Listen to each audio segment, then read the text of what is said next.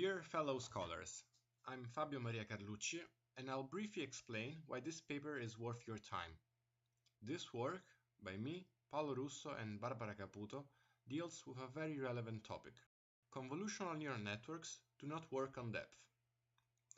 By this, I mean that to successfully apply a CNN-based method, you either need lots of data or a pre-trained network. But then, how do you exploit different modalities, such as depth readings from a Kinect sensor? For this kind of data, there is no large dataset to learn on and no pre-trained model available. One approach, used in the past, is to define a handcrafted mapping from depth to RGB, and then leverage existing models. But is this the best we can do?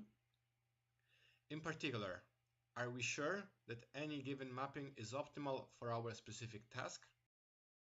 What we suggest instead in this work is to learn the optimal mapping to exploit our RGB knowledge. This allows us to fine-tune the transformation to our specific dataset and pre-trained network. Here you can see a few examples produced by our method. Top row shows normalized depth views of some common items, and in the bottom two rows you can see them transformed to RGB with some commonly used techniques. In between, you may find the same items transformed by deco. As you may see, the specific mapping always depends on which dataset it's learned on and which pre-train has been optimized. When helpful, as you can see in the case of this keyword, it will locally enhance contrast to highlight relevant parts of the objects, as the buttons in this example. The deco generator is built following the residual approach inspired by GAN generators.